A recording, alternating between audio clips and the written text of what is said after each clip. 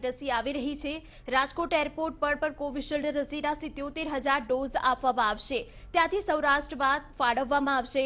રાજકોટમાં કયા કયા સ્થળો પર વેક્સિન આપવાની કામગીરી કરાશે તેની વાત કરીએ તો પંડિત દીનદયાળ સરકારી હોસ્પિટલ, પદ્મકુંવરબા હોસ્પિટલ આ તમામ જગ્યાઓ પર વેક્સિન પહોંચાડવામાં આવશે। સ્ટર્લિંગ હોસ્પિટલ, વોખાટ હોસ્પિટલ, શ્યામનગર આરોગ્ય કેન્દ્ર, નારાયણનગર આરોગ્ય કેન્દ્ર, રામપાર્ક આરોગ્ય કેન્દ્ર, કોઠારી આરોગ્ય કેન્દ્ર, આંબેડકર નગર આરોગ્ય કેન્દ્ર, પ્રણામી ચોક આરોગ્ય કેન્દ્ર ખાતે રસી આપવામાં આવશે। 16 તારીખથી વેક્સિનેશનનો પ્રારંભ થવાનો છે અને અત્યારે હું જે સ્થળે ઊભો છું તે વેક્સિનેશનનું રિજનલ કોલ્ડ સ્ટોરેજ છે। રાજકોટ રિજનલ હેલ્થ ઓફિસ છે, ત્યાં સૌરાષ્ટ્રના જેટલા પણ જિલ્લાઓ છે ત્યાં અહીંથી જે રસી છે તેનું ડિસ્ટ્રીબ્યુશન કરવામાં આવશે। મારી સાથે રિજનલ હેલ્થ ઓફિસર રૂપાલીબેન મહેતા છે, તેની સાથે વાત કરીશું। બેન, 16 તારીખથી વેક્સિનેશનનો પ્રારંભ થવાનો છે, રિજનલ ઓફિસમાં કયા પ્રકારની તૈયારીઓ? અમારી રિજનલ ડેપ્યુટી ડાયરેક્ટરની ઓફિસમાં સંપૂર્ણ તૈયારી થઈ ગયેલી છે। કોવિડ વેક્સિનનો ડોઝ આપણને સિરમ ઇન્સ્ટિટ્યૂટનો ફાળવવામાં આવ્યો છે। પ્રથમ તબક્કે 77,000 ડોઝની ફાળવણી આપણને અમારા રિજનલ વેક્સિન સ્ટોરને કરવામાં આવેલી છે। એ આપણને મોટાભાગે આવતીકાલે મળવાની શક્યતા છે।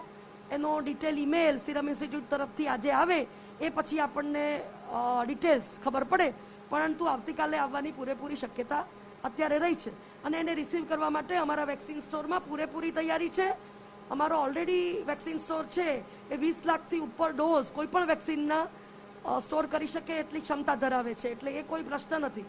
અને વેક્સિન વાન, અમારી પાસે મોટું વેક્સિન વાન છે, એ વેક્સિન વાનમાં એ રિસીવ કરવા જવામાં આવશે, જેમાં સાથે સિક્યોરિટી પણ રાખવામાં આવશે, જે અંતર્ગત પોલીસ કમિશનર સાહેબની ઓફિસ સાથે સંકલન થઈ ગયેલું છે અને તેઓના પૂરા સપોર્ટ સાથે આપણે લેવા જવાનું થશે। અહીંથી જે અલગ અલગ જિલ્લાઓમાં ડિસ્ટ્રીબ્યુશન કરવાની વાત છે ત્યારે ટેમ્પરેચર મેન્ટેન રહે અને તમામ સુવિધાઓ ઉપલબ્ધ રહે એ માટે કયા પ્રકારની વ્યવસ્થા કરવામાં આવી છે? કોલ્ડ ચેનનું મેન્ટેનન્સ 100% કરવામાં આવશે। આ પહેલા પણ જેટલા પણ વેક્સિન આપણે આપતા એમાં પણ કોલ્ડ ચેનનું મેન્ટેનન્સ કરીએ જ છીએ। આમાં પણ એ જ રીતે કોલ્ડ ચેનનું મેન્ટેનન્સ કરીને જ મોકલવામાં આવશે।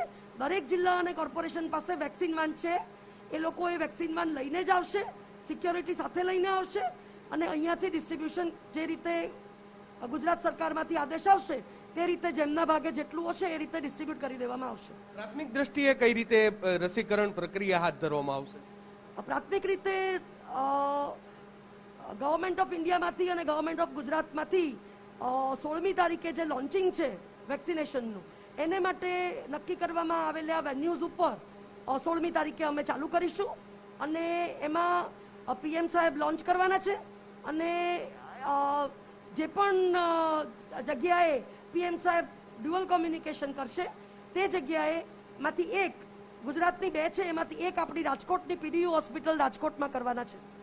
સ્પષ્ટપણે 16મી તારીખે વેક્સિનેશનનો પ્રારંભ થવાનો છે અને પહેલાના આ જે દ્રશ્યો છે તે કોલ્ડ સ્ટોરેજ રૂમના દ્રશ્યો છે કે જ્યાં ટેમ્પરેચર આ મેન્ટેન રહે તે પ્રકારની વ્યવસ્થા છે તે પણ કરવામાં આવી છે। આવતીકાલ સુધીમાં આ જે વેક્સિનનો જથ્થો છે તે આવી જશે। જો કે જે રીતે TV9 પાસે માહિતી છે કે આજ સાંજ સુધીમાં જે વેક્સિનનો જથ્થો છે તે અહીં પહોંચી જવાનો છે ને તેને લઈને તમામ તૈયારીઓ આખરી ઓપ આપવામાં આવ્યો છે। અહીં વેક્સિનનો જથ્થો રાજકોટની રિજનલ ઓફિસમાં આવ્યા બાદ સૌરાષ્ટ્રના અલગ અલગ જિલ્લાઓમાં અને મહાનગરપાલિકાઓમાં આ વેક્સિનનો જથ્થો પહોંચાડવાનો છે, જેને લઈને તંત્ર અત્યારે સજ્જ જોવા મળી રહ્યું છે। કેમેરા પર્સન હિમાંશુ મકવાણા સાથે મોહિત ભટ્ટ, TV9 રાજકોટ।